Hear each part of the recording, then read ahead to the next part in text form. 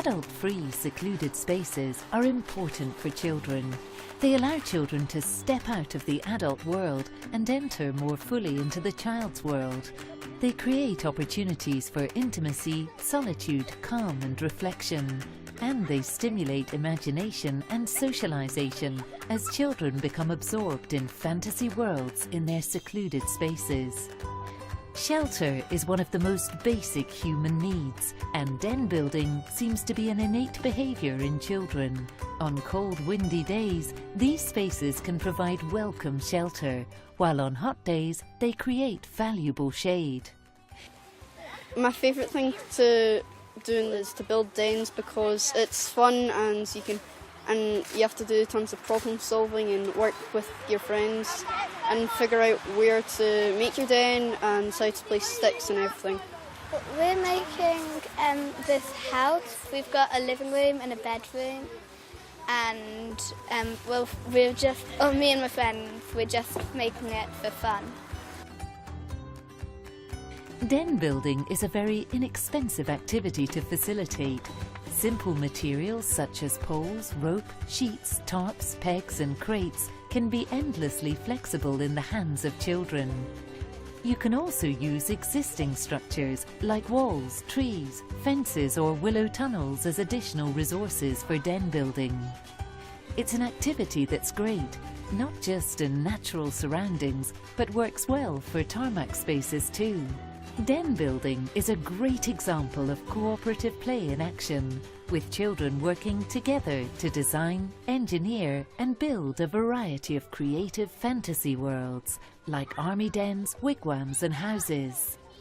Sometimes with the den building you think it's just den, but it's like problem solving. It builds up friendships, they all work together as a team and do things. It's opened up a lot of different avenues. Rather than just playing football, they've now investigated what they can use, how they can use it, and even sitting in the tents afterwards, like today. They're talking about staying overnight and what further things they can do, even to the wood, playing with sticks, and they're using the sticks rather than using them as fighting tools. As well as providing materials for den building, we can create natural opportunities in our playgrounds for seclusion, using trees, shrubs, grass, willow structures and landform.